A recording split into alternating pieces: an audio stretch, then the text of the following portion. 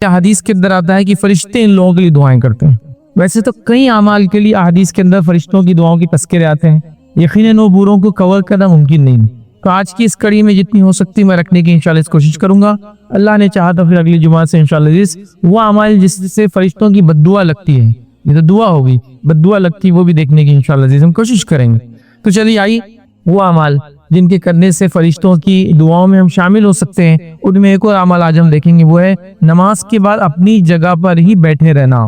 جب انسان فرض نماز پڑھ لیتا ہے اور فرض نماز پڑھنے کے بعد وہ اپنی جگہ پر ہی بیٹھا رہتا ہے اور وہ اعمال جو مسنون ہے وہ کرتا ہے، جیسا ذکر ہے، اذکار ہے، یا اس کے علاوہ اور بھی چیزیں چونکہ حدیث میں الفاظ ہے، وہ بیٹھا رہتا ہے، ٹھیک، تو اس کو بھی اجر ملتا ہے، فرشتوں کی دعائیں ملتی ہیں. آئیے حدیث کے الفاظ اس طرح سے مسند احمد کی روایت ہے. اللہ کے رسول صلی اللہ علیہ وسلم نے فرمایا، کہا تم میں سے نماز کے بعد اپنی نماز کی جگہ پر بیٹھنے والے پر فرشتے اس وقت تک درود پڑھتے رہتے ہیں جب تک وہ اسی جگہ رہے اور بے وضو نہ ہو. مطلب جب تک وہ اس جگہ بیٹھتا ہے اور جب تک بے وضو نہ ہوتا ہے تب تک کے لیے فرشتے دعا کرتے ہیں. اب وہ چاہے ذکر کے لیے بیٹھے، تلاوت قرآن کے لیے بیٹھے، کوئی اجتماع یا تقریر کے لیے بیٹھے، یا دینی علم سیکھنے کے لیے بیٹھے، لیکن وہ مسجد میں بیٹھتا ہے تو تب تک فرشتے اس کے لیے دعا کرتے ہیں. اور کیا دعا کرتے ہیں؟ اللہ کے رسول صلی اللہ علیہ وسلم فرماتے ہیں اور کہتے ہیں، وہ دعا کرتے ہیں، اے اللہ اس کو معاف فرمائے، اے اللہ اس پر رحم کر، اللہم اغفر لہ، اللہم ارحمہ، اے اللہ اس کی مغفرت کر، اے اللہ اس کو جو ہے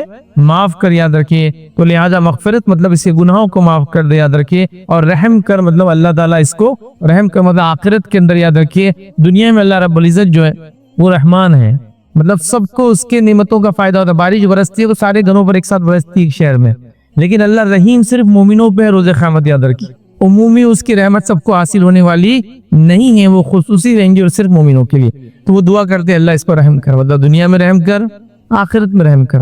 تو فرشتوں کی دعائیں تب تک ملتی ہے جب تک ایک آدمی نماز کے بعد نماز کی جگہ بیٹھا رہتا ہے، پھر مسنون اذکار اور دیگر چیزیں کرتا ہے. تو ہم کوشش کریں مساجد کے اندر جانے کی، ٹھیک ہے، اور اس میں اول وقت آنے کا بھی دیکھ لیا، نماز میں رہنے کا ثواب ملا، اور بعد میں رکنے کا یہ ہے کہ فرشتوں کی دعائیں، تو نماز میں رہنے کا ثواب بھی ہے، فرشتوں کی دعائیں پہلے بھی ملی اور اس کے بعد بھی فرشتوں کی دعاؤں کا ایک انسان مستحق ہوتا ہے. تو لہٰذا ہم کوشش کریں کہ اگر وقت ہو ہمارے پاس، چونکہ آج کل مصروفیت ہیں، آفیسز ہے، اسکولز ہے، کالجز ہے، مختلف لوگوں کی انکم کی وجہ سے لوگ آگے پیچھے ہوتے ہیں، وہ ایک الگ بات، لیکن کوشش کرے انسان اگر وہ خالی ہے تو کئی لوگوں کو دیکھا جاتا ہے فری ہے تو نکڑ پہ کھڑے ہیں، چوراہوں پہ کھڑے ہیں، کیوں نہ مسجد میں نماز کے واسطے بیٹھا جائے ایک لمبے عرصے تک، تاکہ اجر و ثواب کے ہم مستحق بنے برات. تو یہ ایک عمل تھا. یہ اور ایک عمل دیکھتے ہیں جس کے کرنے سے فرشتوں کی دعاؤں کی ہم یہ مستحق ہوتے ہیں، یا فرشتے ہمارے دعا کرتے ہیں، وہ ہے ختم قرآن کرنے والوں کے لیے فرشتے دعا کرتے ہیں. اس کا معنی یہ ختم قرآن مطلب ایک انسان قرآن پڑھ رہا تھا، اس نے قرآن کو چالو کیا الحمدللہ رب العالمین سے، اور وہ خاتمے تک جا رہا ہے، مطلب سورہ فاتحہ سے شروع کر رہا ہے اور سورہ ناس پر ختم کر رہا ہے.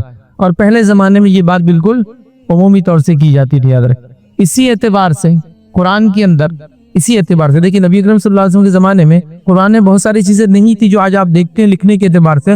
مطلب یہ کہ وہ جو رکوع، اس کے بعد منزلیں، اس کے بعد پارا، یہ آپ دیکھتے ہیں نا، اس کے بعد نصف جو سورہ کہف کے اندر یہ تلطف دیکھیے، آپ دیکھیں گے تو وہ تھوڑا بڑا لکھا ہوا رہتا ہے، چونکہ وہاں ایگزیکٹلی قرآن آدھا ختم ہوتا ہے، ہاف قرآن ختم ہوتا ہے وہاں، تو وہ نصف بولتے ہیں اس کو، تو ہاف قرآن یہ آپ سب دیکھیں گے.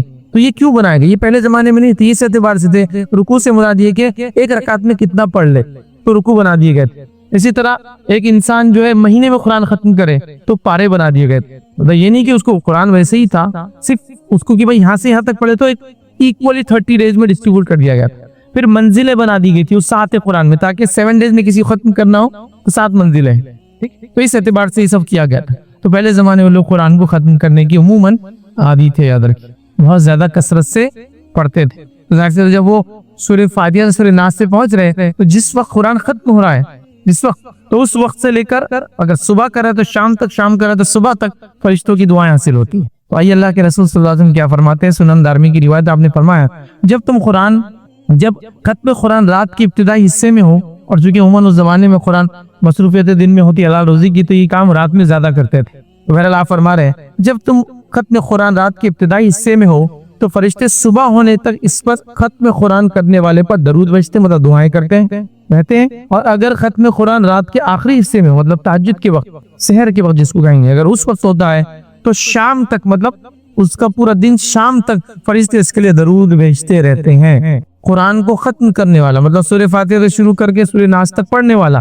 جس وقت اس کو سورہ ناس میں ختم کرے گا تو اس وقت جب ختم ہوگا اس وقت سے لے کر اس کی شام میں ہے تو اس کی صبح تک فرشتے اس کے لیے دعا کرتے ہیں، یاد رکھیے۔ اور فرشتوں کی دعا ہم نے دیکھا اس کی مغفرت کے لیے ہوتی ہے، اس پر رحم کے لیے ہوتے ہیں، دنیا میں مشکل آسانی کے لیے ہوتی ہے، اور کئی بہرحال تو فرشتے دعائیں کرتے ہیں، یاد رکھیں۔ تو لہٰذا ہمیں چاہیے کہ ہم ختم کو قرآن کو بترتیب پڑھیں، سورہ فاتحہ سے سورہ ناس، اور اس کو ختم کرنے کی کوشش کریں۔ یہ بڑی جس کو ہم کہیں گے بری چیز ہے جو آج کے زمانے میں دیکھی جا رہی ہے کہ لوگ بڑی ڈائجسٹ بڑی کوشچنرز یا سوال و جواب کی کتابیں، اس کے علاوہ بڑی سلیبس کی بکس، اس کے علاوہ بڑی کتابیں جو پروفیشن سے ریلیٹڈ ہوتی جس سے ان کو دنیا کا فائدہ ہوتا ہے، وہ تمام چیزوں کو پڑھتے ہیں، کھنگالتے ہیں، لکھتے ہیں، ٹک مارک کرتے ہیں، بک مارک کرتے ہیں، یاد رکھتے ہیں اور اس کو سیٹ کے رکھتے ہیں، لیکن ابھی قرآن سے وہ محبت اور وہ ربط وہ ضبط ہمارا نہیں رہا کہ بار بار ختم ہو رہا ہے۔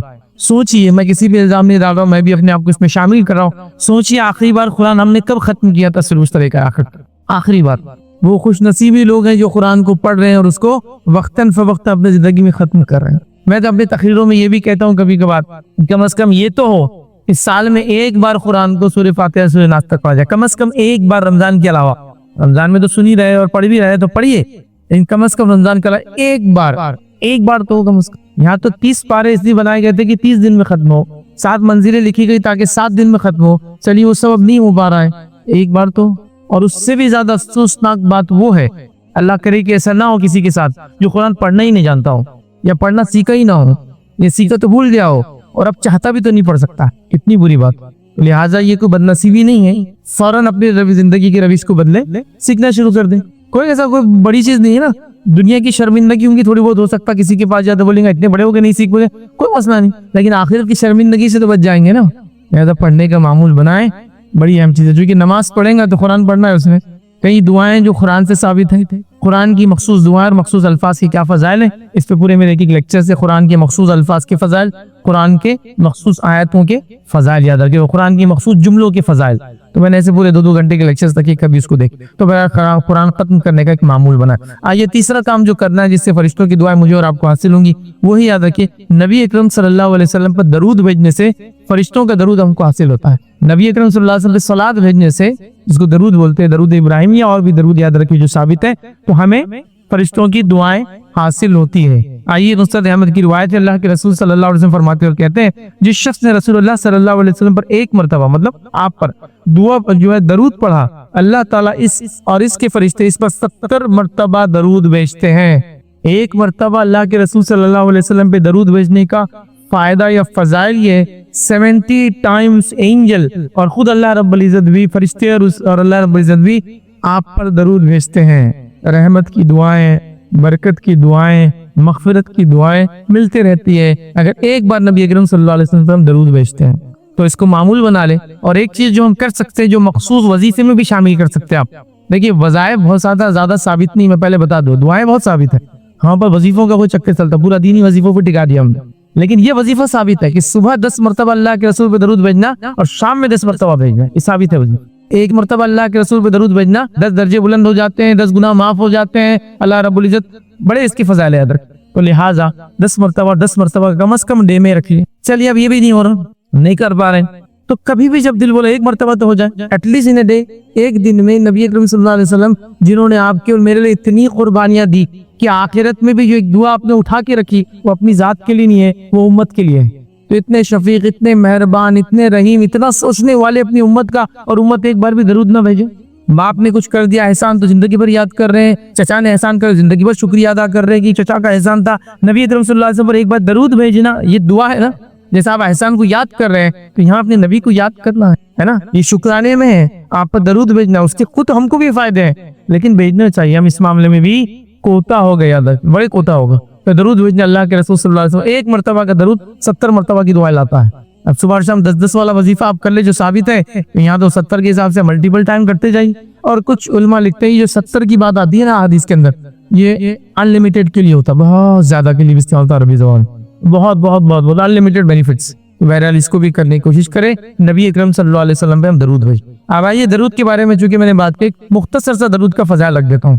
और जुमा के दिन दरूद के बड़े फजाइल याद रख, खास अल्लाह के रसूल ने खुद फरमाया कि जुमा के दिन मुझ पे दरूद भेजा करो। तो जुमा के दिन तो खास करे, आम दिनों में भी करे, लेकिन दरूद की एक फजीलत आती है, याद रख।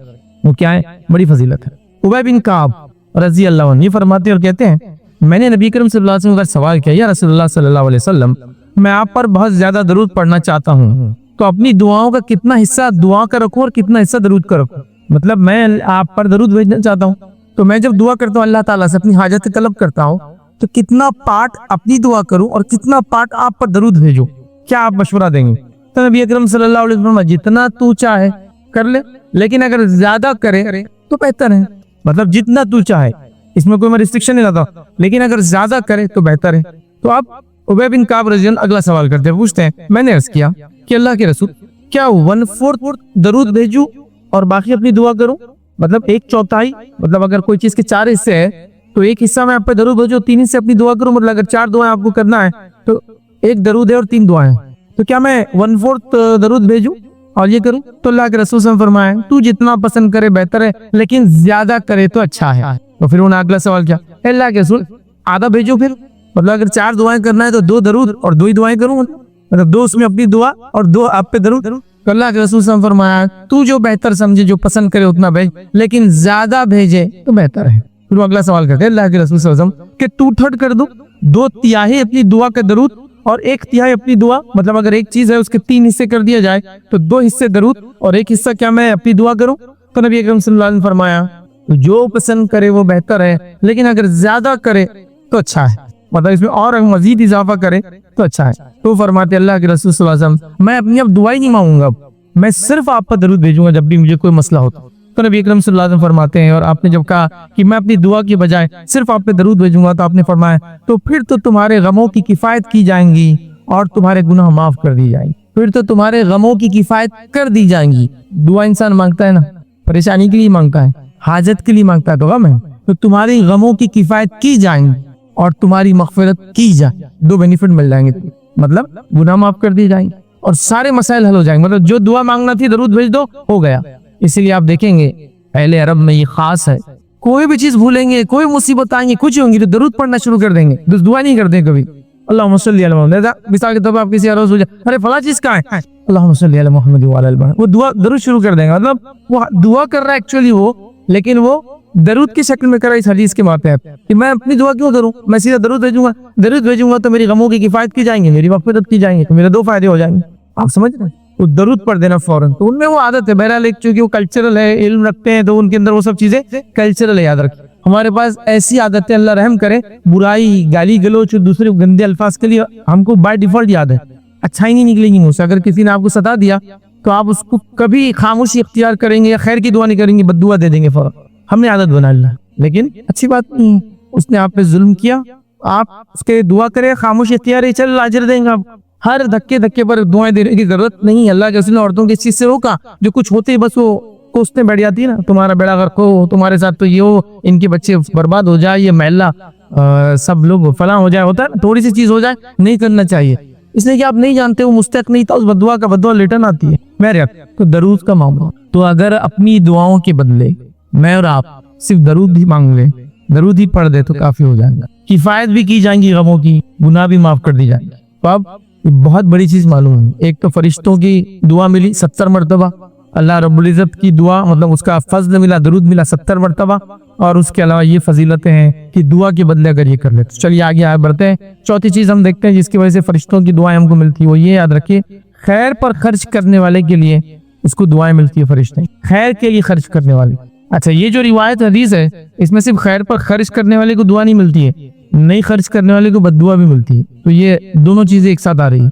अब तक ये सारी रिवायतों में ये दोनों वाले पार्ट नहीं आए, नहीं ना बारे, मतलब अगर कोई दरूद ना भेजे तो गुनाह नहीं कर रहा है, लेकिन भेजे तो सवाब कर रहा है। लेकिन अब जो आ रहा है मामला ये हदीस के अंदर, मतलब ये मामला ऐसा करो, नहीं करोगे तो ये मिलेगा, मतलब अगर दुआ मिल रही तो बद्दुआ भी मिल सकती। क्या अमल है? वो अमल है खैर पर खर्च करने वाले के लिए फरिश्ते दुआ करते हैं, और खैर पर खर्च न करने वाले के लिए बद्दुआ करते हैं। आइए हदीस के अल्फाज इस तरह से, सही बुखारी और सही मुस्लिम की मुतफ़क़ा अलैह रिवायत है। सही बुखारी और सही मुस्लिम में जो हदीसें आती हैं उन हदीसों को मुतफ़क़ा अलैह कहते हैं, मतलब इमाम बुखारी मुस्लिम ने इत्तेफाक किया इस हदीस पे। तो आप कहीं जगह देखेंगे मुतफ़क़ा अलैह, समझ जा रहा बुखारी मुस्लिम की रिवायत। बहरहाल चलिए, तो हदीस के अल्फाज क्या है? नबी अकरम सल्लल्लाहु अलैहि वसल्लम फरमाते रहते हैं, कोई दिन ऐसा नहीं गुजरता कि जिस दिन सुबह, ठीक है, कोई दिन ऐसा नहीं गुजरता बंदे जिसमें सुबह करते हैं मगर दो फरिश्ते नाजिल होते हैं, इनमें से एक दुआ करते हुए कहता है, ऐ अल्लाह खर्च करने वाले को बदल अता फरमा, और दूसरा फरिश्ता कहता है, अल्लाह रोकने वाले को तबाह और बर्बाद कर दे। तो यहाँ खर्च करने वाले से मुराद अल्लाह की राह में खैर पर खर्च करने वाला, सही जगह खर्च करने वाला, रिश्तेदारों पे खर्च करने वाला, मतलब जो भी जायज है, ज़कात, सदक़ात, फला फला फला, ये खर्च मुराद है। खैर पर खर्च करने वाले के लिए दुआ, और नहीं खर्च करने वाले के लिए दूसरा फरिश्ता बदुआ देता। हर रोज दो फरिश्ते उतरते हैं और एक इंसान के लिए दुआ या बददुआ देते हैं, खर्च करने वाले के लिए दुआ और रोकने वाले के लिए बददुआ। अब एक मसला क्या आता है, जब भी खर्च की बात आती है तो हम लोग मालदारों की तरफ देखते हैं, अबे तुम्हारे लिए बात है, तुम्हारे लिए बात है, हर आदमी मालदार की तरफ देख रहे। नहीं, यहाँ खर्च में मालदार और गरीब का तकसीम ही नहीं, जो जिस इस्तिताअत में है वहां उसको खर्च करना है, ये खर्च मुराद है। मतलब क्या, मतलब ये कि अगर मैं 100 रुपए दिन में कमाता हूँ तो रुपया तो अल्लाह के नाम में खर्च कर सकता हूँ ना, रुपया एक रुपया कर सकता हूँ ना, फिर करें। ये समझने की जरूरत है। हम जब भी खर्च की बात है मालदारों को सोचने जैसा नहीं। और अगर एक इंसान जो 100 रुपया कमाता है उसमें से रुपया किसी पे खर्च करता है तो अपनी इनकम का 1% खर्च कर रहा है, तो उसको सवाब रुपया खर्च करने का नहीं मिलेगा, इनकम के परसेंटेज के एतबार से मिलेंगे। ये बात याद रखिए, वरना अगर ऐसा हो जाएगा तो मालदार की खरीब तो गरीब कभी खर्च करके पहुंच ही नहीं सकता। पहुंच सकता है, गरीब मालदार से आगे पहुंच सकता है खर्च करने में। वो ऐसा कि मैंने आज 100 कमाया तो 50 रुपए खर्च कर दिया। बताइए को मालदार 1 लाख कमा के 50,000 खर्च कर सकता है क्या? मैंने 50% ऑफ द सैलरी आज खर्च की, मुझे 50% माल खर्च करने का अजर मिलने वाला। तो अल्लाह ताला फीसद में देगा और रुपये के अमाउंट में नहीं मिलने वाला है। कोई ये ना सोचो उसने 1 रुपया खर्च किया, मैंने 50 किया तो मेरा 1 रुपया तो क्या वैल्यू। नहीं, तुम्हारा 1 रुपया तुम्हारी अर्निंग का क्या पार्ट था उस पर डिपेंड है सब चीजें। बड़ी बात है, समझने की जरूरत है इन चीजों। तो कोई भी इंसान, मैंने तो नहीं देखा लाख कमाता हो लाख खर्च करता हो, लेकिन ऐसे लोग मैंने देखे जो 100 कमा के पूरा 100 भी किसी भी खर्च कर देते हैं, क्योंकि वो उस दिन पाते हैं कि वो ज्यादा मुस्तहक है मेरे बदले। बहुत बड़ी बात। तो खर्च करने वाले बन जाइए, हर आदमी खर्च करें। खर्च करने की खुसूसियत क्या है मालूम आपको? अल्लाह रब्बुल इज्जत देता भी चला जाता है। किसी कहने वाले ने एक अच्छी मिसाल दी थी समझने के लिए खाली, कि एक टैंक है उसमें कई नल लगे हुए हैं और पानी तेजी से जा रहा है, तो ऊपर वाला देखकर बोलता है इसको जल्दी जल्दी भरो, इसके पानी ज्यादा जा रहा है, ज्यादा तो इसको ज्यादा खर्च कर रहा है। अब एक जगह टैंक ऐसे पानी खर्च ही नहीं होता, तो एक तो पानी सड़ना शुरू हो जाएगा, गाल गंजाल कीड़े मकोड़े आना चालू हो जाएंगे इसमें, और पानी खराब हो जाएगा, इस्तेमाल के लायक उसके लिए भी नहीं रहेगा जिसने टैंक में भरा है। तो ये मिसाल खर्च करने वाली की, जब वो खर्च करता है तो अल्लाह देखता है, अरे इसको तो बहुत खर्च हो रहा, कम हो जा रहा है, इसको और अता करते जाओ, और अता करते जाओ, और अता करते। अच्छा कैसे? कब ये भी सवाल आता है, आपने बोल दी भाई साहब मैं तो शुरू कर दिया लेकिन दिख रहा नहीं, कैसे वो भी समझो। खर्च जब इंसान करेगा तो मुख्तलिफ शक्लों में चीजें सामने आएंगी। ऐसा भी हो सकता है कि जहाँ खामो खा के पैसा खर्च होने वाला था अल्लाह ने वहां से बचा लिया खर्च की वजह से, अभी दिखेगा तो नहीं ना। जैसा कि मैं अल्लाह के नाम में खर्च करता था तो मैं बीमारी से बच गया, जिसके नतीजे बीमारी में जो पैसा जाने वाला था वो अल्लाह के नाम में खर्च करने की वजह से अजर में शामिल हो गया। समझे ना मत? तो कभी ऐसा क्यों होता था हमारा कहता आपने बोले खर्च करो, कर दिए 50 खर्च कर दिए, 50 रिटर्न ही नहीं आ रहे कहीं से। वैसा नहीं हो, वो कैलकुलेशन अलग ढंग से होगा। दूसरी बात यह है कि जब अल्लाह के नाम में खर्च करते हैं तो माल बढ़ता है लेकिन कैलकुलेटर में घटता है। दिखने के एतबार से कम होगा ना, 100 रुपये में से ज़कात दी 2.5 रुपया, तो अब 97.5 बचे अपने पास, तो कैलकुलेटर तो यही बताता है। लेकिन जब अल्लाह के पास वो माल सच्चे दिल से चला जाता है तो बरकतों की शक्ल में वापस आता है, अच्छी सेहत की शक्ल में वापस आता है, नेक औलाद की शक्ल में वापस आता है, अमन और अमान वाले इलाकों की शक्ल में वापस आता है, कई अच्छी अच्छी शक्लों में रिटर्न आता है। तो वो उसका कोई एक नहीं है, कभी कभार माल के इजाफे की शक्ल में भी वापस आता है। इसमें भी कोई दो राय नहीं, इसमें भी कोई दो राय नहीं कि 100 गए तो अल्लाह 200 देगा, ये भी कोई मतलब, और 100 गए और अच्छी सेहत मिल गई, 100 गए औलाद अच्छी नहीं चल गई, ये कुछ भी हो सकता। तो बहरहाल खर्च करो, सही जगह खर्च करो। और उम्मत मुस्लिमा को कोई खर्च करने में ठेंगा नहीं बता सकता, बहुत खर्च करने वाली उम्मत, लेकिन कहाँ खर्च करती है बड़ा मसला है, वो इशू है कहाँ खर्च करती। आज हमारे खर्च वहां हो रहे जहाँ होने की जरूरत ही नहीं है। शादी ब्याह ये सबसे अव्वल, अच्छे घर उसके बाद, फिर अब सैर तफरी भी जुड़ गई, अच्छे गैजेट भी जुड़ गए, अच्छे अच्छे इस्तेमाल की चीजें और घूमने फिरने का शौक, ये सब चीजों में हमारा खर्च हो रहा है।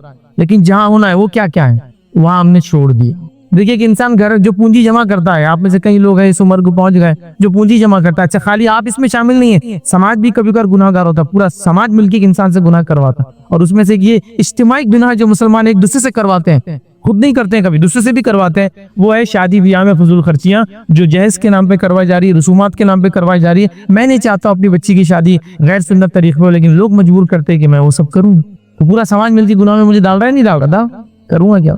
मसला ऐसा है कि ये समाजी गुनाह है जिससे मैं अकेला बच नहीं सकता हूँ, सब कर रहे हैं मुझे करना है, ارے بھائی خرچوں کو کم کرو, یہ شادی بیاہ ولیمے رسومات خرافات یہ خرچے ختم کرو, اس کے بدلے آپ کے لیے جو خرچ کرنے کی جگہ ہے ان جگہوں پہ خرچ کرو. یاد رکھو وہ سب سے پہلی جگہ ہے علم اور فن اور ہنر میں اپنے بچوں پہ خرچ کرو. علم سے مراد دنیا بھی آ گیا اور دین بھی آ گیا, وہ الگ الگ نہیں کر رہا ہوں اس کو. سب سے پہلا مستحق جہاں پیسہ خرچ ہونا یہ ہے, کیونکہ اگلی نسلیں جب علم اور ہنر اور فن میں آگے رہیں گی تو وہ اور کمائیں گی اور اپنی اگلی نسلوں کو لے کر چلیں. یہ بڑی اہم چیز ہو گئی. اس کے علاوہ آپ کے خرچ کے مستحق ہیں پھر وہ لوگ جن کو اللہ رب العزت نے دنیا کے اندر مال کا مستحق بنایا ہے, ان پہ خرچ کرو. ان میں سب سے اول وہ یتیم بچے جن کے پاس مال نہیں ہے, وہ بیوہ عورتیں جو یتیم بچوں کو پال رہے پریشان والے, وہ اس کی مستحق ہے. پھر آپ کے دیگر رشتہ دار اور دیگر لوگ سماج, ان کو کھلاؤ پلاؤ پہناؤ. اور شروعاتی زمانے میں یہ سب ہو رہا تھا, صحابہ کا اصل مال اسی پہ خرچ ہوتا تھا, اسی پہ ہوتا تھا. آج ہمارے خرچ کا معاملہ ہی الگ ہے. ماں عائشہ بیٹھی ہے, اللہ کے رسول صلی اللہ علیہ وسلم کے دنیا سے جانے کی بات ہے یا آپ کی وفات کے بعد کسی نے 1 لاکھ روپیہ 1 لاکھ درہم تحفے میں بھیجا. ظاہر سی بات ہے امہات المومنین میں سے, تو اللہ کے رسول صلی اللہ علیہ وسلم کی خاندان کو یا خانوادے کو زکوٰۃ نہیں چلتی ہے, صدقہ بھی نہیں چلتا ہے, تحفے تحائف دینا پڑتے ہیں. تو کسی نے 1 لاکھ مطلب 1 لاکھ اشرفی سمجھ لیجیے عام زبان میں, وہ گفٹ میں دیا, تحفے میں بھیجا اپنی ماں, یہ ماں آپ اس کو استعمال کیجیے. اب یہ ہوا کہ ماں عائشہ نے اپنی جو لونڈی کو بلایا, اس زمانے میں غلام وغیرہ کا سسٹم تھا, کہا اس کو دے کے آؤ, اس کو دے کے آؤ, اس کو دے کے آؤ, اس کو دے کے آؤ, اس کو دے کے آؤ. جو بھی آپ نے ترجیحات تھی وہ غریب یتیم مسکین معذور بے سہارا پڑوسی فلاں فلاں فلاں آپ نے وہ کیا. شام ہوئی تو کہا افطار کے لیے کچھ لاؤ, تو کہا افطار کے لیے گھر میں کچھ بھی نہیں ہے. تو کہا 1 لاکھ درہم دیے تھے نا کسی نے ہدیے میں آئے تھے نا, تو کہا آپ کا معاملہ ہی ایسا ہے, بس اس کو دے کے آؤ, اس کو دے کے آؤ, اس کو دے کے آؤ, پورے 1 لاکھ ختم ہو گئے. کہا ٹھیک ہے کوئی مسئلہ نہیں, آگے بڑھ.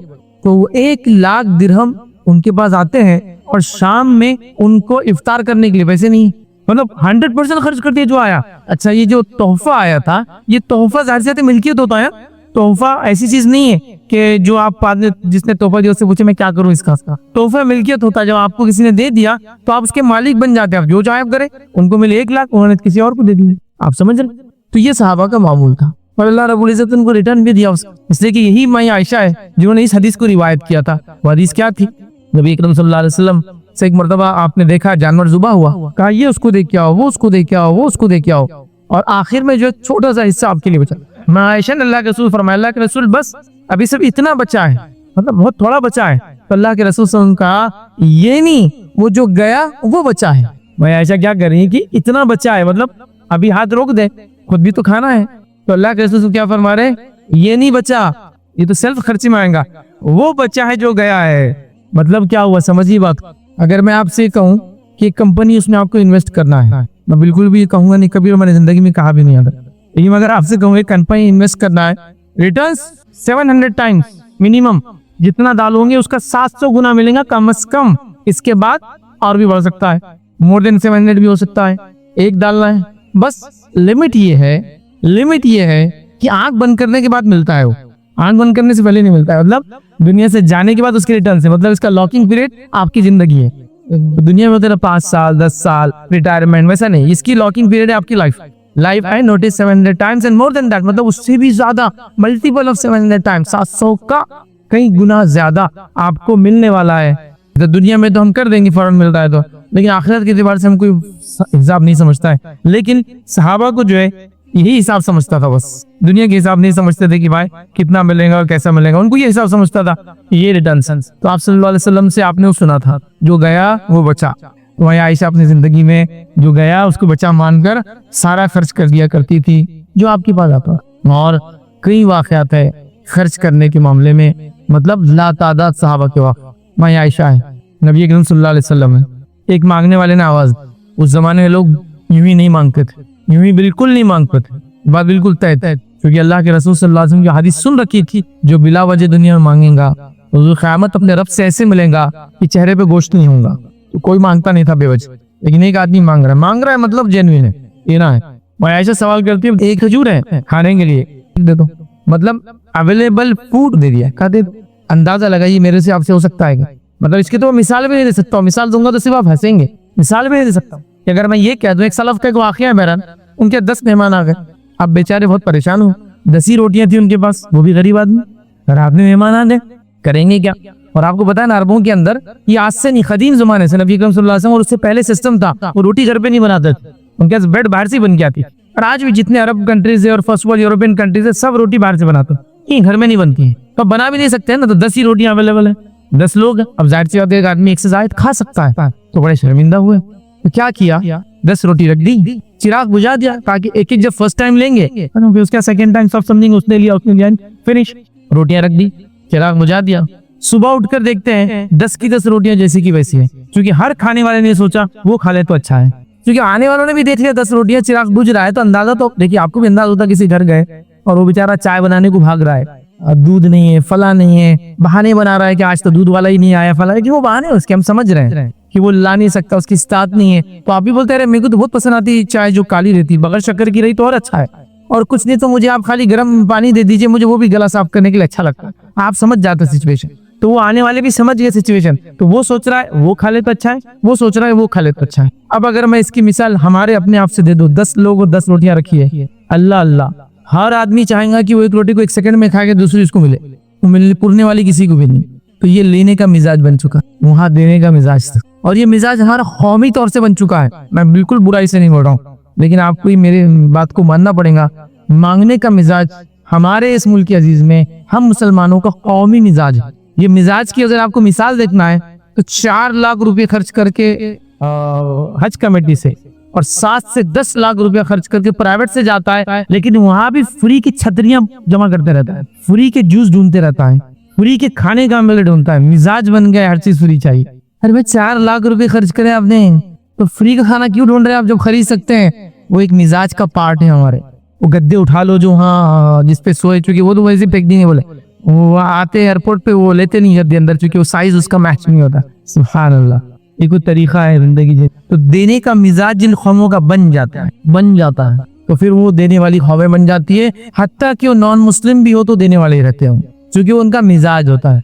तो अपने मिजाज को हम तब्दील करें। हमारा दीन हमसे डिमांड करता है कि देने वाले बनो, किसी से लेने को पसंद मत करो, दुआ हासिल होती याद रखिए, और ये बहुत ही खतरनाक चीज है।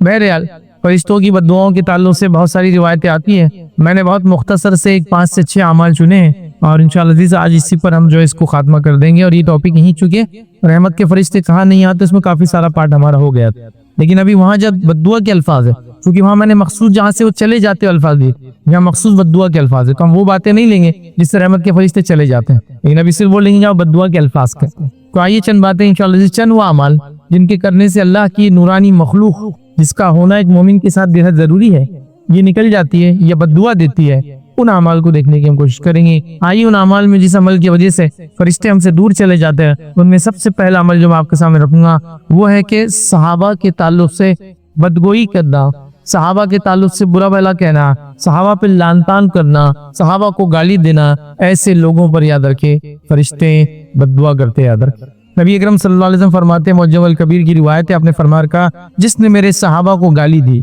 इस पर अल्लाह ताला, फरिश्तों और सब लोगों की लानत है। तो अल्लाह के रसूल सल्लल्लाहु अलैहि वसल्लम फरमा रहे, जो कोई शख्स सहाबा को जो है गाली दे, बुरा भला कहे, उसके लिए अल्लाह के रसूल फरमा रहे हैं कि उस पर अल्लाह की लानत है।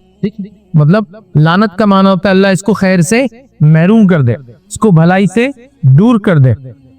जाहिर सी बात है, जब अल्लाह चाहेगा कि भलाई से आप दूर हो जाए तो फिर कहाँ खैर है बात। तो अल्लाह ताला की लानत, उसके फरिश्तों की लानत और तमाम इंसानियत की लानत उस शख्स पे होती है जो सहाबा को बुरा भला कहता है। इसलिए कि सहाबा ये वो जमात है, याद रखिए, इनके ताल्लुक से बस इस उसूली बात को याद रखिए, ये वो जमात है, याद रखिए, अगर इनको कोई बदनाम करेगा और इनकी शख्सियत बदनाम हो जाए तो पूरा दीन ही फिर बदनाम हो जाता है। इसलिए कि ये वो कड़ी थी, ये वो रिंग थी, ये वो जोड़ थी, ये वो सनत थी, ये वो नस्ल थी जिसके जरिए, जिसके वास्ते से, जिसकी गलतियों की इस्लाह के लिए, जिसकी तारीफ में कुरान नाजिल हुआ और आदि से बयान की गया। इनके जरिए से या तो ये सारी चीजें आ रही है, इनकी वजह से ये चीजें आ रही है, कभी कभार इनकी तारीफ में वो चीजें आ रही है, कभी उनकी इस्लाह के लिए वो चीजें आ रही है, और ये सब चीजें उनकी जबान में आ रही है। मतलब ये वो नस्ल थी जो सबसे अच्छा इस टेक्स्ट को जानती थी कि कुरान अगर ये कहता है तो इसका माना क्या है, और सुन्नत ये कहती तो इसका माना क्या है। तो लिहाजा अगर ये बदनाम हो जाए किसी तरीके से, इनको अगर बदनाम कर दिया जाए तो जाहिर सी बात है पूरा इस्लामिक टेक्स्ट गलत मलत हो जाता है। फिर सारी सनदें जो गलत मलत होती है, चूंकि आपको उस नस्ल पे शक हो गया जिसके जरिए ये सारी चीजें ट्रांसमिट होकर हम तक आई, तो लिहाजा उसके लिए यहूद और नसारा ने और खास तौर से मुस्तशरिकीन, जिसको ओरिएंटलिस्ट बोलते हैं इंग्लिश के अंदर, इन्होंने बड़ी कोशिशें की कि इस नस्ल को वो बदनाम करे जिस तरीके से हो सकता है। ओरिएंटलिस्ट ये यहूद और नसारा की वो जमात होती है जो इस्लाम को बदतरतीब पढ़ती है, याद रखिए, मुकम्मल तौर से पढ़ती है और इसकी असल हालत में पढ़ती है। ये अरबी सीखते हैं सबसे पहले और इसकी असली हालत में इसको पढ़ते हैं, और पढ़ने का इनका मकसद होता है पढ़कर बहुत ही इल्मी अंदाज में इसमें नुकसान और नुक्स बताए जाए। अब आम नहीं कि कोई उठा छुटा के कुछ भी बोल दे तो वो तो आप इसका जवाब मिल ही जाएगा कहीं ना कहीं, लेकिन इल्मी अंदाज से, मतलब किताबों की किताबें, जिल्दों की जिल्दे, नुस्खे के नुस्खे इन्होंने भर ली, याद रखें। हालांकि इनमें से कुछ लोगों ने अच्छे काम भी किए, याद रखें, जिसको हम भी रेफर करते हैं, बहुत सारे लोग स्कूल में भी रेफर करते हैं। कभी इन्होंने डिक्शनरी बना दी अरबी की, सबसे अच्छी डिक्शनरी जो अरबी की एक यहूद ने लिखा है, उसको आज भी इस्तेमाल किया जाता है। इसी तरह कुरान की क़िरातों पे इन्होंने किताबें लिखी, मतलब आप समझे ना किस दर्जे पे काम कर रहे हैं। कुरान की क़िरात कौन कौन सी है, क्या है, किससे रिवायत होती है, उसकी सनद क्या है, उसकी सही क्या है। इसी तरह यही वो जमात ओरिएंटलिस्ट की जिन्होंने सबसे पहले हदीस की मुअज्जम निकाली। मुअज्जम मतलब ये कि हदीस में कौन सा लफ्ज कहाँ आता है, तो इन्होंने 9 हदीस की किताबें लेके उसकी पहली मुअज्जम, जिसमें कुतुब सित्ता और मुस्नद अहमद, बज़्ज़ार और हाकिम भी इसमें शामिल है, उन्होंने 9 किताबों के अंदर ऐसा उंगली का लफ्ज कहाँ कहाँ था पूरा निकाला। तो खैर इनकी कुछ कोशिशें तो जिसको कहेंगे तारीफ के काबिल भी है, लेकिन इनका मकसद ये होता है कि इस्लाम को इस बुनियादी हद तक पढ़े फिर बदनामी करें। तो इन्होंने भी तमाम की तमाम कोशिशें की कि सहाबा की जमात बदनाम हो, और बाकी जितने लोग ये कोशिश करते हैं ये कहीं ना कहीं इन्हीं की चेली चपाटे, याद रखिए, जो ये सब चीजें करने की कोशिश करते हैं। सहाबा की जमात, याद रखिए, इनको आप छेड़ नहीं सकते, याद रखिए, ये एक बहुत मखसूस जमात है, याद रखिए। इनके आपसी इख्तिलाफात को आप समझ सकते हैं, लेकिन एकेडमिकली, जज्बाती तौर से, इमोशनली नहीं, लिटरेचर के एतबार से, एकेडमिकली एतबार से किस माने में आता है। जैसे आप कई रिवायतों में पढ़ते हैं कि एक साहबी दूसरे साहबी को कह रहा तुम्हारी माँ तुम्हें गुम पाए। अब आप बोलेंगे देखो कितना खतरनाक जुमला, एक साहबी ने दूसरे की, मतलब ये आपस में लड़ते और झगड़ते थे, लेकिन अरबी जबान में ये तर्जुमा पढ़ रहे हैं ना, अरबी जबान में ये बिल्कुल कॉमन बात है जो किसी भी आदमी को बोल दी जाती है। अगर वो कोई गलती करे, तेरी माँ तुझे गुम पाए, मतलब तू उस लायक नहीं है, तेरे वालिद ने ऐसी परवरिश नहीं की तेरी, तू ये गलती नहीं करना चाहिए।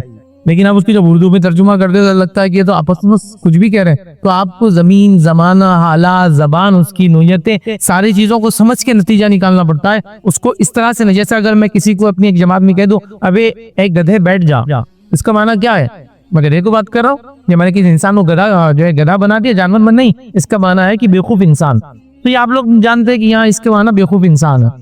अब यहाँ से आप निकलो, अब इतनी हिम्मत तो नहीं आप में, रास्ते में जाओ चूड़ियां पहनते हुए निकल जाओ। अगर मर्दों से मैं कह रहा हूँ इसका मतलब ये नहीं कि आप बोले अरे फैसले बोले शरिया काम हुआ कुछ ना कुछ चूड़ियां पहनने का, नहीं, इसका माना है बुज़दिली छोड़ो, है ना। तो मैं बताऊंगा कि या इस दौर के लोग बताएंगे कि उर्दू में इसका माना था बुज़दिली छोड़ो, इसका माना लिटरल नहीं था चूड़ियां पहनने का। तो लिहाजा बहुत सारी चीजें होती है तो उसको समझने की जरूरत होती है। बस मैं ये कहूंगा कि सहाबा की जमात को छेड़ने की, लानतान करने की, बुरा भला कहने की, नुक्स ढूंढने की, या जिसको मैं कहूंगा उनकी जिंदगी में कीड़े निकालने की कोशिश बिल्कुल भी ना करे। जो सहाबा के खिलाफ बात करता है उसको मैं अपनी जबान में कहता हूँ, हालांकि अल्फाज तल्ख है, उसको मुंह का बवासीर हो गया है, क्योंकि ये जमात को आप धक्का नहीं लगा सकते। ये सबसे प्रेशियस लोग हमारे लिए, याद रखिए, क्योंकि अल्लाह के रसूल सल्लल्लाहु अलैहि वसल्लम ने कहा जब तक ये मौजूद रहेंगे, याद रखिए, मतलब इनकी मिसालें दी अलग अलग कि दीन की हिफाजत होंगी। नबी अकरम सल्लल्लाहु अलैहि वसल्लम ने, मतलब कई फजाइल है, बहरहाल वक्त नहीं है, मेरा ऑलरेडी रिकॉर्डेड लेक्चर है सहाबा के फजाइल, बहरहाल तो आप सहाबा के इख्तिलाफात को पढ़े, एकेडमिकली पढ़े, इमोशनली ना पढ़े, और समझे उसको, वो मसला नहीं। लेकिन लानतान शुरू कर देना, पार्टीजम, ग्रुपिज्म, मैं इसके फरीक, तू किस में है, तू किसको फला, ये सब चीजें कभी भी इस्लाम ने पसंद नहीं किया, याद रखिए, और ये बहुत गलत बात है। बहरहाल आइए, तो ये पहला वो था जो फरिश्ते, अल्लाह रब्बुल इज्जत खुद, उसके फरिश्ते और तमाम इंसान की लानत होती है। दूसरा याद रखिए वो जमात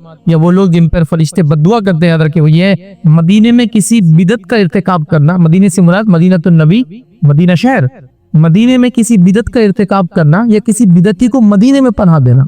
अगर बिदती को पनाह देना तो सीधे वहां रहते नहीं, तुम्हारे लिए रिलेवेंट नहीं होगा पार्ट, लेकिन ये तो रिलेवेंट है। मदीने तो सब जाते हैं, हज के लिए जाते हैं तो वहाँ जियारत करने जाते हैं, उम्रे के लिए जाते हैं जियारत करने जाते हैं। तो इस बात का खास ख्याल हो कि हमसे वहाँ कोई बिदत का इर्तिकाब ना हो। नबी अकरम सल्लल्लाहु अलैहि वसल्लम ने फरमाया, ये सही मुस्लिम की रिवायत है, अबू हुरैरा रज़ियल्लाहु फरमाते हुए कहते हैं कि अल्लाह के रसूल सल्लल्लाहु अलैहि वसल्लम ने कहा, मदीना हरम है, जिस शख्स ने इसमें बिदत का इर्तिकाब किया या बिदती को पनाह दी, इस पर अल्लाह के फरिश्तों की और सब लोगों की लानत है। क़यामत के दिन इसका कोई नफली अमल और कोई फर्जी अमल कबूल नहीं होगा।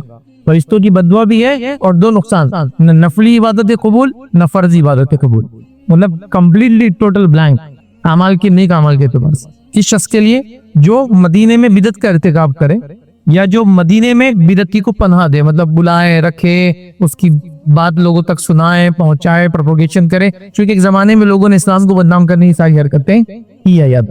لیکن ہمارے لیے ایک عام آدمی کے لیے جو ہندوستان میں رہتا ہے اس کے لیے کیا ہے کہ ہم جب مدینے جائے تو غلطی سے بھی ہم سے کوئی بدعت کا ارتکاب نہ ہو. اللہ ہم پہ رحم کرے. ہم لاکھوں روپے خرچ کرتے ہیں حج وغیرہ میں، پھر اس میں زیارت مدینہ بھی ہوتی ہے، پھر عمرہ کو جاتے ہیں تو ہزاروں لاکھوں اس میں بھی خرچ ہوتے ہیں، یاد رکھیے وہاں جاتے ہیں، لیکن ہم پڑھ کر نہیں جاتے کہ کیا کرنا چاہیے اور کیا نہیں کرنا چاہیے مدینہ میں. ہم پڑھ کر نہیں جاتے کہ اگر ہم جو ہے مکہ جا رہے ہیں، مسجد حرم جا رہے ہیں، تو مکہ کیسی حرمت والا شہر ہے، اس کی حرمت کیا ہے، اس کا مقام کیا ہے، اس کی اہمیت کیا ہے. مکہ یاد رکھیے، مسجد حرم، یہ مکہ یاد رکھیے، یہ اس کی حرمت اتنی زائد ہے کہ سوچنے پر گناہ کا کسی کو جو ہے گناہ نہیں ملتا سوائے مسجد حرم میں. اگر وہ مسجد حرم میں آپ سوچیں گے بھی گناہ تو وہ گناہ لکھ دیا جاتا ہے. اتنا حرمت والا ہے کہ سوچنا بھی نہیں ہے برا بھلا. تو اندازہ لگائیے ان کی حرمت ہے.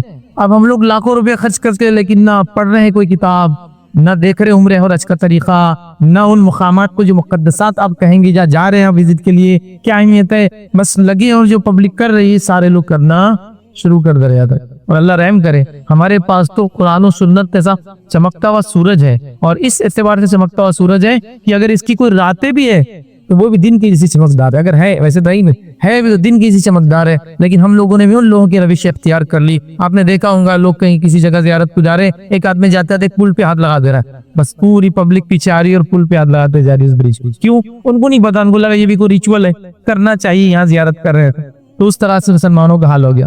آپ مکہ جا رہے ہیں، آپ مدینہ جا رہے ہیں، آپ حج کو جا رہے ہیں، عمرے کو جا رہے ہیں، سب لوگ کیا کر رہے ہیں ویسا مجھے عمل کرنا ہے. سب لوگ کیسا چل رہے ویسا مجھے چلنا ہے. سب لوگ کا ہاتھ لگا رہے میں ہاتھ لگا دوں گا. سب لوگ کیا حرکتیں کرے میں بھی حرکت کروں. وہ عربی دکھ رہا تھا نا، وہ کر رہا تھا، ہم نے بھی کر لی. ارے طریقہ سیکھ کے جاؤ کسی عربی اور کسی اجمی سے. آپ کو دیکھ کر حج اور عمرہ نہیں کرنا ہے. ان مقامات پر جاؤ تو ان کی حرمتیں کیا ہے، کون سی چیزیں ان کی حرمتوں کو باقی رکھتی ہے، کون سی چیزیں ان حرمتوں کو پامال کر دیتی ہے. جیسا مکہ حرم ہے ویسے اللہ کے رسول نے کہا مدینے کو میں حرم ڈکلیئر کرتا ہوں. جیسا اللہ نے مکے کو حرم ڈکلیئر کیا، مدینہ بھی حرمت والا ہے. اس کی حرمت کے پورے آپ کو نشانات ملیں گے. یہاں سے حرم شروع ہوتا ہے، ابتدائے حرم، مطلب یہ حرمت والا ہے. بہت ساری حلال چیزیں بھی یہاں منع ہے کرنا، یہ مانا ہوتا ہے.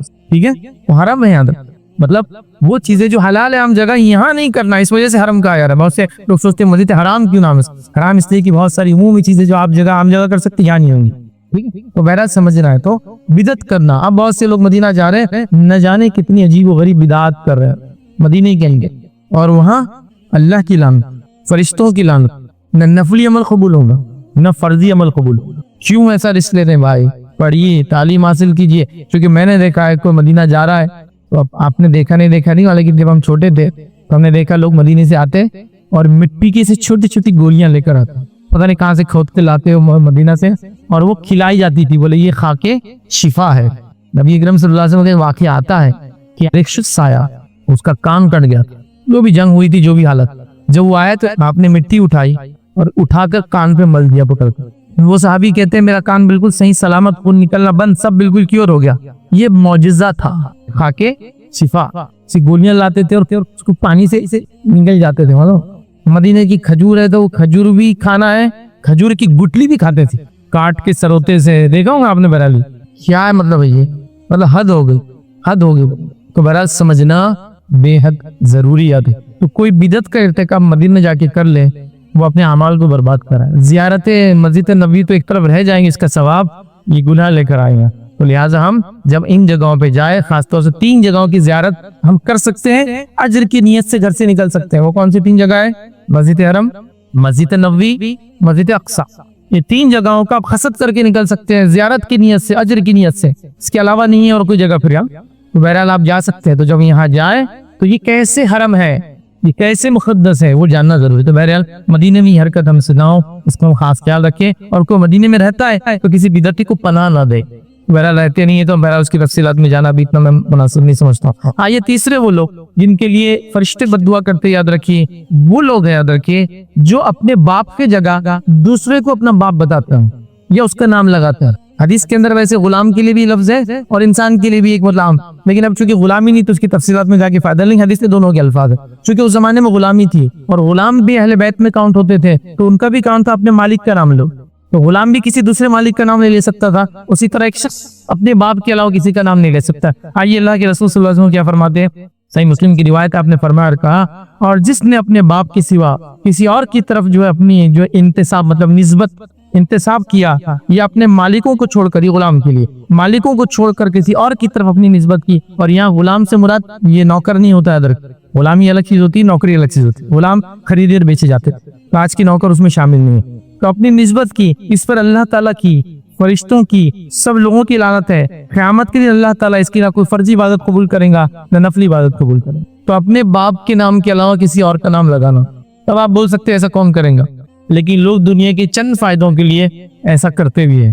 میں فلاں جائیداد ہے، اگر باپ کا نام بدل لوں گا تو وہ جائیداد میں میری بھی انٹری ہو جاتی ہے نا، پرانی جائیداد، بادشاہوں کی جائیداد، نعوذ باللہ وہ جائیداد کو ثابت کرنے کے لیے یہ تک ثابت کر دے رہے کہ بادشاہ سلامت ہمارے بستی آئے تھے تو ایک رات ہماری دادی کے ساتھ رہتے اور چلے گئے تھے، شادی نہیں ہوئی تھی، لیکن اس وجہ سے ہم کو بھی ملتی ہے جائیداد، معلوم تو نام ڈالے جا رہے، سرنیم بدلو، باپ کا نام بدلو، فلاں چیز بدلو، چونکہ اس کے بینیفٹس۔ نبی کریم صلی اللہ علیہ وسلم جو اپنے باپ کا نام بدلے، اور وہ محرت تھی کہ بھائی اس کا خاندان ہی صحیح نہیں میرے باپ کا، لہٰذا دوسرے کو نسبت کر دو، اس کی نسبت کریں گے تو پھر سرنیم بھی اس کا آ جاتا ہے، تو یہ غلط چیز، کیونکہ ان کے پاس بھی اونچ نیچ کا بڑا تصور تھا، خاندانی جو ہوتا ہے وہ مجھے انڈیا کے ماحول میں آپ کو سمجھانے کی ضرورت نہیں، اونچ نیچ کیا ہوتی ہے، سب سے انتے اور سب سمجھتے ہیں، کتنا اس سے افیکٹ ہوتا ہے، کھانے پینے، اٹھنے بیٹھنے، شادی بیاہ، مرنے، چھونے تک ہوتا ہے کہ کسی کو ہاتھ لگا سکتے اور کسی کو نہیں سن سکتے اور نہیں سن سکتے، ان میں تھا تو یہ اپنے باپ کا نام بدل دیتے، اس سے کیا بینیفٹ ملتا تھا، یہ ساری چیزیں، تو بہرحال یہ نہیں کرنا چاہتے۔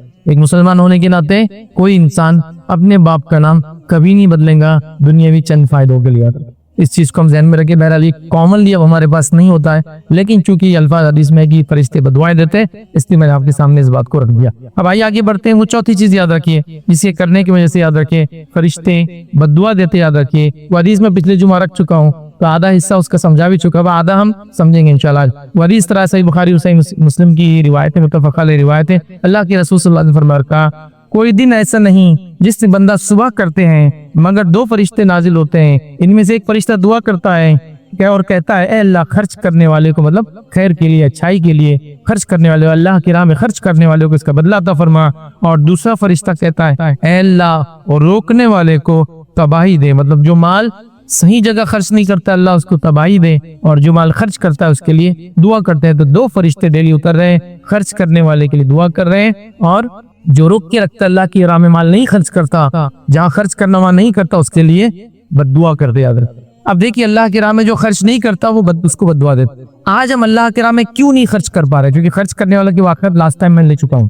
آج ہم اللہ کی راہ میں کیوں نہیں خرچ کر پا رہے ہیں اور ہم بھی اس بد دعا کے مستحق ہو رہے ہیں؟ میں یہ نہیں کہہ رہا ہوں کہ ہم غربت کی وجہ سے خرچ نہیں کر پا رہے، ہم لوگ مس مینجمنٹ آف فنڈز کی وجہ سے خرچ نہیں کر پا رہے، کیونکہ جہاں خرچ نہیں کرنا وہاں خرچ کر رہے ہیں، اتنا زیادہ خرچ کر رہے ہیں کہ جہاں خرچ کرنا چاہیے اس کے لیے پیسہ ہی نہیں بچ رہا ہے۔ جیسا کہ ہم نے پیسے کو جمع کیا تو پیسے کا صحیح کام ہے، سب سے پہلا کام ہے بچوں کی تعلیم تربیت میں لگے، اس کے بعد دوسرا اس کا کام ہے کہ اچھا رزق کھانے پینے میں لگے تاکہ انسان جسمانی طور سے گروتھ کرے، پھر اس کے بعد تعلیمی طور سے سب سے پہلے ہو، اور اس کے علاوہ وہ تمام حلال جگہوں پر، اور خاص طور سے پھر اس کے بعد بچ جائے تو کہاں خرچ کرنا، حدیث سے موجود بھی ہے۔ اللہ کے رسول صلی اللہ علیہ وسلم کے پاس ایک شخص آیا، کہا اللہ کے رسول صلی اللہ علیہ وسلم میرے پاس 1 درہم ہے، کہاں خرچ کروں؟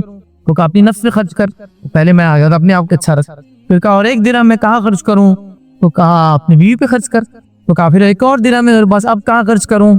تو کہا اپنے بچوں پہ خرچ کر، پھر کہا 1 اور درہم ہے اب کہاں خرچ کروں؟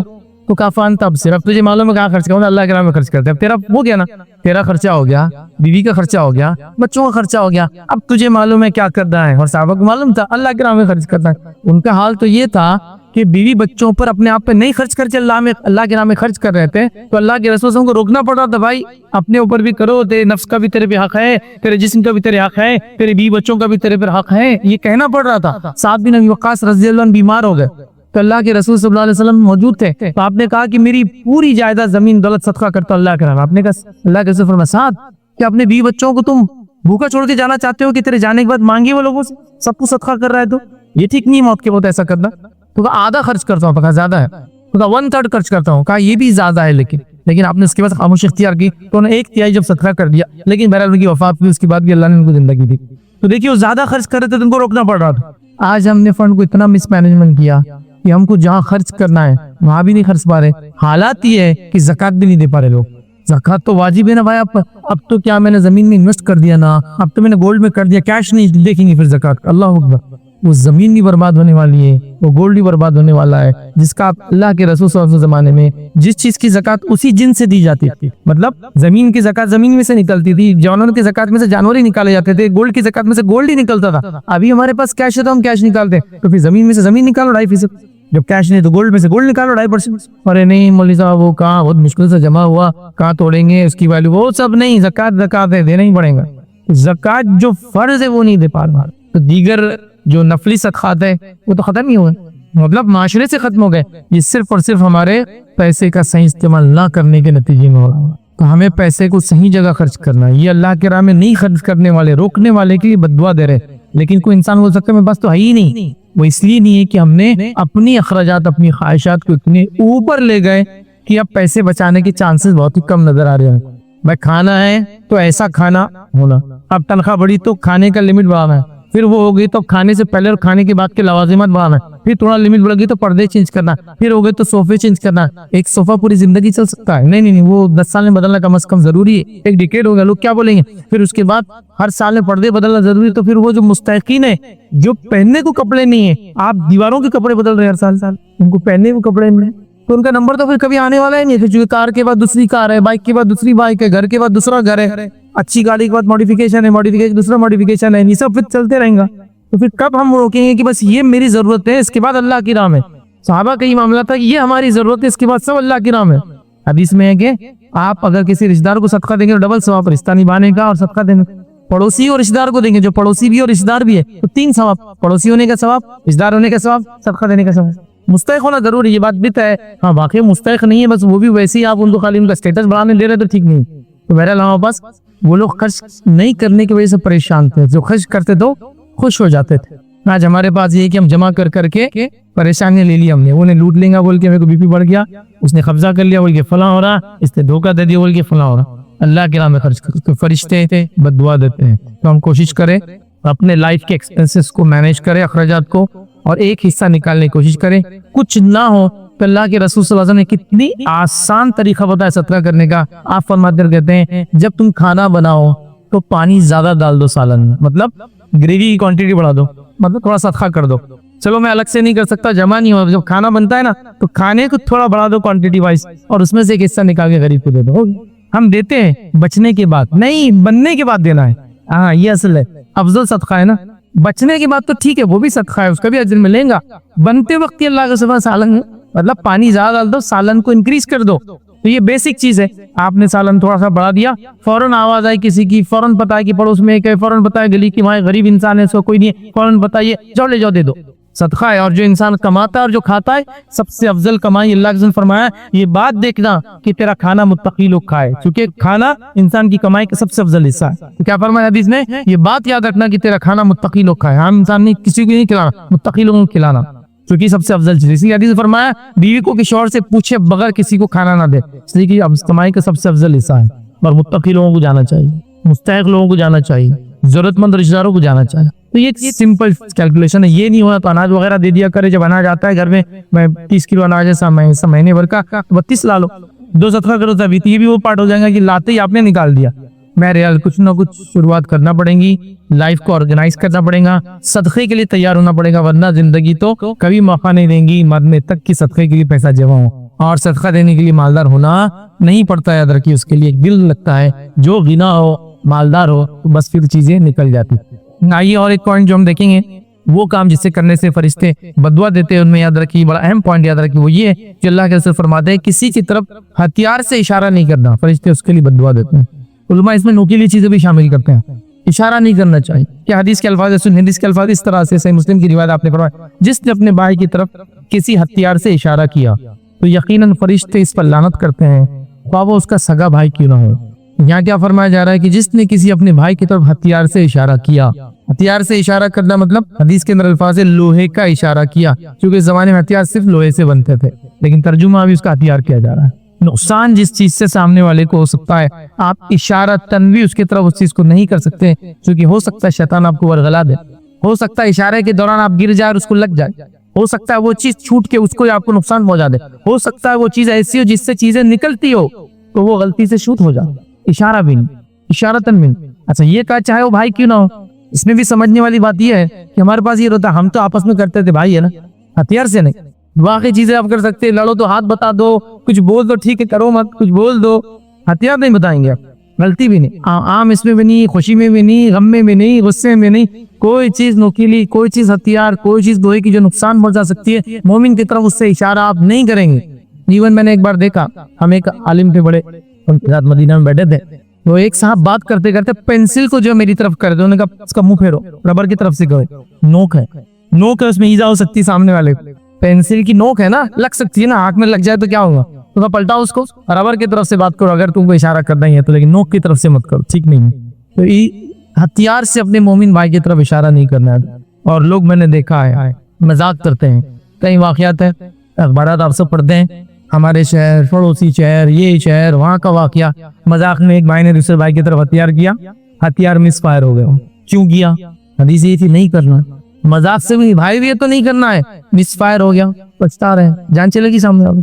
ہمارے شہر میں کئی ایسے واقعات مجھے جانتا ہوں پرانے, جس میں مس فائر ہو گئے اور بہنوں کی جان چلے گی, بھائیوں کی جان چلے گی, پڑوسیوں کی جان چلے گی. کیوں؟ غلطی سے ہوا, وہ عام ان کا لائسنس تھا لیکن کیوں کیا تھا اس کے طرف. حدیث بوڑے نہیں کرنا ہے. اچھا اب دیکھیں حدیث میں ایک دوسری حدیث دوسری طرف ہے, وہ بھی آپ سن لو, حدیث اور سخت ہے. اس میں حدیث کے الفاظ سے کوئی اپنے بھائی کی طرف ہتھیار سے اشارہ نہ کرے, کیونکہ اس کو معلوم نہیں کہ وہ ہتھیار اس کے ہاتھ سے کب نکل جائیں گا اور دوسرے کو نقصان پہنچا دیں گا اور پھر وہ جہنم کی آگ میں جاتی گر جائیں گا. مطلب آپ نے ہتھیار کیا, انٹینشن نہیں تھا چلانے کا, ہتھیار چل گیا, انسان کو نقصان ہو گیا, مر گیا, نقصان ہو گیا, یہ جہنم میں جائیں گا. اب یہاں یہ نہیں بول سکتے مجھ سے غلطی بھی, چونکہ حدیث نے پہلے بتا دیا تھا اس کی طرف اشارہ بھی مت کر دا, اب جہنم میں جائیں گے, کیونکہ آپ نے فرمایا یہ غلطی کرتا ہے پھر جہنم کی گڑھے میں جاتا ہے. کیونکہ مومن کو قتل کرنا, قرآن نے فرمایا کہ جس نے مومن کو قتل کیا متعمدن جان بوجھ کے, فجزاء جہنم, اس کا ٹھکانہ جہنم کیا, وہ بری جگہ رہنے کے لیے. مومن ہے, کرنا ہی نہیں, میں کرنے کے بعد غلطی ہو گئی وہ سنی نہیں جائیں گا, کرنا ہی نہیں, تو اشارہ نہیں کرنا. تو ہتھیار سے مومن کی طرف اشارہ نہیں کرنا ہے, ورنہ فرشتے اس پر لعنت کرتے ہیں. چھوٹی چھوٹی باتیں, اہم باتیں مذاق میں لوگ کر لیتے ہیں, ٹھیک ہے, یہ اصل ہتھیار نہیں. میں نے کئی واقعات دیکھا کہ وہ ہوتی ہے نا آپ کے ایئر گنس ہوتی ہے, پہلے تو اس کو لائسنس بھی نہیں لگتا تھا, آج کل تو اس کی بھی لائسنس ہے, ٹھیک ہے, سرٹن جول سے اوپر اس کے اگر پاور ہے تو, لیکن پہلے نہیں تھا, تو لوگ وہ لاتے تھے. اور کئی واقعات ہم نے اس میں بھی سنے, آنکھ میں لگ گیا, آنکھ چلے گئی, کان میں چلے گیا, کان کے پردے پھٹ گئے, فلاں مارا ایسی جگہ جا کے لگا کہ وہ نکل نہیں سکتا, وہ اندر ہی پھر سویل ہوتا ہے اور بڑا ہوتا رہتا لائف ٹائم. یہ سارے مسائل ہوتے ہیں. تو اللہ کے لیے کسی بھی قسم کا ہتھیار, وہ لوہے کا ہے, نوکیلا ہے, کچھ بھی ہے, بس اپنے مومن کی طرف نہیں کرنا ہے, اس کو رول بنائیے, ورنہ یہ چھوٹی چھوٹی چیزیں ہوتی ہیں, بڑی بڑی غلطیاں ہو جاتی ہیں, انسان پچھتاتا ہے, اس کا فائدہ نہیں. آخری بات جو آج میں رکھوں گا بہت مختصر رکھوں گا, کیونکہ حدیث بہت لمبی ہے یہ, لیکن اس کو بھی رکھوں گا. حالانکہ اسے بد دعا کے الفاظ نہیں ہیں, لیکن خیر کے خلاف الفاظ ہیں, اچھائی کے الفاظ نہیں ہیں. اور اس میں جبرائیل علیہ السلام جو ہے اس شخص کے لیے خیر کی دعا نہیں کر رہے ہیں, بلکہ خیر کے خلاف بات کر رہے ہیں. حالانکہ بد دعا کے لفظ نہیں ہیں, لیکن اس کو بھی علماء جو ہے بد دعا میں کاؤنٹ کرتے ہیں. وہ بڑی مشہور روایت ہے, صحیح ابن حبان کی روایت ہے, بہت طویل روایت ہے, بس مختصر رکھوں گا. وہ روایت وہ ہے جس میں نبی کریم صلی اللہ علیہ وسلم نے ایک بار اپنا ممبر منگوایا اور ممبر پہ چڑھے, پہلی سیڑھی پہ قدم رکھا, آمین, دوسری بھی قدم رکھا, کہا آمین, تیسری بھی قدم رکھا, کہا آمین. صحابہ نے کہا یہ عمل آپ نے پہلے کبھی نہیں کیا, یہ کیا تھا, آپ نے 3 سیڑھیاں چڑھی آمین کا. تب نبی کریم صلی اللہ علیہ وسلم نے فرمایا کہ جبرائیل میرے پاس آئے تھے اور مجھ سے کہا ایسے کرنے کے لیے, اور مجھ سے کہا کہ جب میں نے پہلی سیڑھی بھی قدم رکھا تو جبرائیل علیہ السلام نے مجھ سے فرمایا اور کہا کہ جس نے رمضان کو پا لیا اور اپنی بخشش حاصل نہ کروا سکا, وہ اللہ تعالیٰ سے دور کر دیا جاتا ہے. مطلب اس کی رحمت سے علماء لکھتے دور کر دیا جاتا ہے. حالانکہ بد دعا کے الفاظ نہیں ہے, لیکن رحمت سے دور ہونا بھی ایک قسم کی بد دعا ہی ہو رہی, اس وجہ سے اس کو رکھ رہا ہوں, آخری میں رکھ رہا ہوں. تو رحمت سے دور کر دیا جاتا ہے. پھر اسی میں اسی دوسرے سیڑھی پر جب چڑھا تو کہا کہ اس شخص پر جو ہے رحمت سے اللہ کی دور ہو جائے جس کے سامنے آپ کا نام لیا جائے اور آپ پر درود نہ بھیجے. اور اسی میں کہا گیا کہ جس کو والدین میں سے دونوں میں سے کوئی ایک مل جائے اور وہ ان کے ذریعے اپنی مغفرت نہ کرا سکے تو وہ رحمت سے دور ہو جائے. کہو آمین, تو میں نے کہا آمین. تو یہاں 3 باتیں ہیں, رمضان کا مہینہ پانا, فائدہ نہ اٹھانا, دوسرا جو ہے اللہ کے رسول صلی اللہ علیہ وسلم کے نام آئے اس کا درود نہ بھیجے, تیسرا کہ جو شخص جو ہے والدین میں سے کوئی ایک یا دونوں میں سے کوئی ایک یا دونوں مل جائے اور وہ اپنی ان کے ذریعے مغفرت نہ کرا سکے تو آپ نے آمین. جبرائیل علیہ السلام نے کہا کہو آمین, اور اللہ کے رسول نے کہا آمین, جس میں لفظ بد دعا کے تو نہیں ہے, لیکن رحمت سے دور علماء لکھتے اس کا معنی ہے. اور رحمت سے دور ہونا بھی ایک طرح کی بد دعا ہے, مائنر بد دعا بول سکتے ہیں ایک طرح سے, سیدھے الفاظ نہیں کہ لعنت ہے فلاں, لیکن یہ بھی بد دعا کی قسم ہے. تو لہٰذا رمضان کا مہینہ پانے کے بعد مغفرت کرانا چاہیے, مطلب اس کی تیاری کرنا چاہیے اسپیشل. دوسرا, نبی کریم صلی اللہ علیہ وسلم کا نام کبھی بھی بغیر درود کے لینا نہیں چاہیے, خاص طور سے جب آپ کا نام آ جائے تب تو بالکل بالخصوص ہو جائے گا چاہے وہ کسی فارم میں آپ محمد بولتے ہیں یا احمد بولتے ہیں صلی اللہ علیہ وسلم، آپ نے تب تو درود بھیجنا ہی ہے. اور سب سے چھوٹا درود کون سا ہے معلوم آپ کو؟ صلی اللہ علیہ وسلم. بہت سے لوگوں کے کنفیوژن ہوتا ہے کہ صلی اللہ علیہ وسلم یہ درود ثابت نہیں ہے، درود ثابت ہے. صحیح مسلم کی ایک روایت میں اللہ کے رسول صلی اللہ علیہ وسلم نے خود فرمایا کہ میں نے عیسیٰ صلی اللہ علیہ وسلم کو دیکھا. مطلب اللہ کے رسول فرمانا کہ عیسیٰ علیہ السلام کو آپ نے حدیث میں دیکھا تو وہاں اللہ کے رسول ان پہ کون سا درود بھیج رہے؟ صلی اللہ علیہ وسلم. ان پر درود اور سلام ہو. تو عیسیٰ علیہ السلام کے لیے ہم تو علیہ السلام کو عمل نہیں بولتے انبیاء کو، لیکن ایک حدیث میں الفاظ سے پتہ چلا صلی اللہ علیہ وسلم ثابت شدہ درود ہے. یہ نبی اکرم صلی اللہ علیہ وسلم اور دیگر انبیاء پہ بھیجا جا سکتا ہے. بہت چھوٹا ہے نا، تو اتنا تو بول سکتا ہوں. اور ان لوگوں کو تھوڑا سا اس معاملے میں وعید ہے جو اللہ کے رسول صلی اللہ علیہ وسلم کا نام پتہ نہیں مصروں میں، شاعری میں، قوالیوں میں، نعتوں میں وہ کنٹینیوس لیے جا رہے ہیں اور صلی اللہ علیہ وسلم غائب ہے. پھر آپ دوسرا نام لیں جو نام نہیں ہے، نبی، رسول، جس کو اللہ کے رسول دوسرے ہے نا چیز جس میں اشارتاً کہا گیا، مزمل، مدثر، ٹھیک ہے، یا پھر بھی اشارہ تو ہم یہاں بھی کہیں گے کہ نبی اکرم صلی اللہ علیہ وسلم، پھر بھی کہہ دیں گے. لیکن یہاں نام بھی ہوتا ٹھیک ہے چونکہ نام نہیں ہے، لیکن جب نام آ جائے اس تو پھر تو بھیجنا ہی آپ کو واجب، ورنہ یہاں ہم رحمت سے دور ہو جائیں گے. اور تیسرا والدین بڑا مقام رکھتے ہیں، دیکھیے ان کو کبھی ہم ناراض نہ کرے، پریشان نہ کرے، بلکہ وہ ہمارے مغفرت کا جیتے جی ذریعہ ہے، تو اس کو ذریعہ سمجھ کے فائدہ اٹھانے کی کوشش کرے. بہرحال اس حدیث کے اندر یہ 3 باتیں تھیں. اور بھی کہاں سے ہوں گی دعا کی شرائط میں تو اترو، پہلے کنڈیشن تو لاگو کرو. ٹھیک ہے، تو آئیے دعا کی فضیلت کیا ہے. میں نے کچھ تو باتیں رکھی اور رکھ دیتا ہوں. دعا آپ صلی اللہ علیہ وسلم فرمایا عبادت ہے، جامع ترمذی کی روایت. اسی طرح اللہ سے دعا مانگنے والا جو ہے بڑی عظمت والا عمل ہے. اللہ سے دعا مانگنا عظمت والا عمل ہے. ترمذی کی روایت ہے، آپ صلی اللہ علیہ وسلم فرمایا کہ دعا سے زیادہ عظمت والا کوئی عمل اللہ کے نزدیک نہیں ہے. دعا کرنا بہت عظمت والا عمل ہے اور اس سے زیادہ عظمت والا اللہ کے نزدیک کوئی عمل نہیں. اسی طرح دعا تقدیر بدل سکتی ہے. آپ صلی اللہ علیہ وسلم نے فرمایا، یہ بھی جامع ترمذی کی روایت، آپ نے فرمایا اگر کوئی چیز تقدیر کو بدل سکتی ہے تو وہ دعا ہے. کتنی افضل چیز ہے نا دعا. سب کر سکتے ہیں اور سب کی قبول بھی ہوتی ہے، تو دعا ہے. اسی طرح دعا نازل شدہ اور غیر نازل شدہ تمام آفت اور بلاؤں کا حل ہے. آپ صلی اللہ علیہ وسلم فرماتے ہیں، یہ جامع ترمذی کی روایت آپ نے فرمایا اور کہا جو ہے دعا نازل شدہ آفات اور جو ابھی نازل نہیں ہوئی سب کے لیے نفع بخش ہے. لہٰذا اے اللہ کے بندو دعا ضرور کرو. مطلب جو بلائیں تم پر نہیں آئی اور جو بلائیں آئی ہوئی ہیں دونوں کو ٹالنے کا حل راستہ کیا ہے؟ دعا کرو. یہ نہیں کہا کہ اے امت مسلمہ کے ولیوں تم دعا کرو، سب سے کہا نا. اگر خاص ہوتی دعا کہ اللہ گناہ گار کی نہیں سنتا تو کہتے نا کہ اے امت مسلمہ کے نیک لوگوں تم دعا کرو، اس لیے کہ جو بلا اتری ہے اور جو اترنے والی ہے وہ اسے ٹل جاتی. نہیں کہا نا، تم سب دعا کرو. ٹھیک ہے، ہم سب سے کہا. اسی طرح دعا کرنے والے کو اللہ کبھی محروم نہیں رکھتے. دعا کے لیے ہاتھ اٹھانا یہ مسنون ہے، سنت طریقہ یاد رکھیے. آپ ہاتھ اٹھانا چاہیے دعا کے لیے، لیکن ہاتھ بہت لمبے نہیں پھیلانا، سوائے اس کے کہ آپ صلی اللہ علیہ وسلم جب ہاتھ اٹھاتے تو ہاتھ نزدیک ہوتے، ملے ہوئے ہوتے. حدیث میں آتا ہے ہاتھ ملے ہوئے ہوتے. ٹھیک ہے، اور جب آپ اشد بہت شدت ہوتی تو ہاتھ کو دور نہیں کرتے. وہاں پر شدت کی دعا تو ہاتھ کھولتے جاتا ہو نہیں. جب آپ شدت سے دعا کرتے تو ہاتھ اوپر کی طرف جاتے. جتنی شدت ہوتی دعا ہوتی کہ بدر میں آپ نے ہاتھ اتنے اوپر کیے تھے کہ آپ کے بغل نظر آ رہے تھے، اور بارش نماز استسقاء میں آپ اتنے اوپر ہاتھ کرتے الٹے کرتے کہ آپ کا بغل نظر آتا. تو دعا کی شدت جتنی زیادہ ہوں گی آپ ہاتھ اتنے اوپر اٹھائیں گے اللہ کی طرف، اوپر کی طرف. یہ عاجزی کی علامت ہے. اور ظاہر سی بات ہے بندہ ہاتھ اٹھا رہا ہے مطلب کچھ مانگ رہا ہے، ایک بھیکاری کی حیثیت سے کھڑا ہے. ٹھیک ہے، عاجزی کی علامت ہے. میں یہ بھی نہیں کہوں گا کہ ہاتھ کھلے رہتے دعا نیچے گر جاتی، ایسا نہیں ہے. یہ سب اللہ کا غائب کا معاملہ ہے. لیکن ہاتھ ملانا چاہیے اور ہاتھوں کو آپ اس کی شدت کے اعتبار سے کیجئے، اور قبلہ رخ ہونا بھی یہ سنت ہے یاد رکھ. ٹھیک ہے، تو آپ صلی اللہ علیہ وسلم فرمایا دعا کے لیے ہاتھ اٹھانا مسنون ہے. اور دعا جب کرتا ہے بندہ محروم. ابن ماجہ کی روایت آپ نے فرمایا اور کہا تمہارا رب بڑا حیا کرنے والا ہے اور بڑا سخی ہے، بہت دینے والا ہے. اس کو ایک تو شرم بہت آتی اور بہت سخی ہے، بہت دینے والا ہے. تو لہٰذا جب بندہ اس کے حضور میں ہاتھ اٹھاتا ہے تو اللہ کو شرم آتی ہے، میں کیسے نہیں دوں گا اس کو. ایک مطلب بہت حیا آتی ہے اس کو کہ کوئی اس کے در پر آئے مانگے اور وہ بخالی ہاتھ چھوڑے. تو اللہ کے رسول نے جب بندہ ہاتھ اٹھاتا ہے تو اللہ بڑا حیا دار ہے، بڑا سخی دینے والا ہے. تو اس کو شرم آتی ہے، حیا آتی ہے کہ اس بندے نے جس نے ہاتھ اٹھایا اس کو خالی کیسے جانے رہا. تو کچھ نہ کچھ ضرور ڈالتا ہے آپ کی جھولی میں. یاد رکھیے، یا تو چیز کے بدلے چیز، دعا کے بدلے اس کے بدلے آخرت میں ثواب، یا اس کے بدلے ایک مصیبت ٹالتا ہے، اس لیے کہ اس کو حیا آتی ہے آپ کو لوٹانے کے اندر. ٹھیک ہے، تو ہاتھ اٹھانا بڑا سنت ہے اور اللہ تو. اسی طرح جو ہے دعا کے تعلق سے بات آتی ہے، اس کے کچھ آداب ہیں، ان آداب کا بھی لحاظ رکھیں. ان آداب کا ہم لحاظ نہیں رکھیں گے تو ہو سکتا ہے دعا جو آپ کہتے قبول نہیں ہو رہی یا ہم کو لگ رہا ہے اس کا ہو سکتا ہے. آئیے سنیے دعا مانگنے کے لیے جو ادب رکھنا ہے. جامع ترمذی کی روایت ہے، ایک شخص آیا، 2 رکعت نماز پڑھی، نماز کے بعد اس نے دعا کی اے اللہ میری مغفرت کر، مجھ پر رحم کر، اور اس کے بعد چلا گیا. آپ نے کہا اس کی قبول نہیں ہوئی. صحابہ نے کہا اس کی قبول نہیں کیوں؟ تو آپ نے فرمایا جب دعا کرو تو سب سے پہلے اللہ کی حمد و ثنا کرو، تعریف بڑائی بیان کیجیے اللہ کی، سورہ فاتحہ ہے، سورہ اخلاص ہے، اللہ کی حمد و ثنا، اس کے بعد مجھ پر درود بھیجو اور اس کے بعد اپنی حاجت رکھو۔ تو دوسرے صحابی نے سن لیا، فوراً گئے، نماز پڑھی، اس کے بعد الحمد ثنا کی اور رسول اللہ صلی اللہ علیہ وسلم پہ درود بھیجا، اور اس کے بعد جو ہے اپنی دعا کہ اللہ کے رسول نے فرمایا اس کی قبول ہوئی۔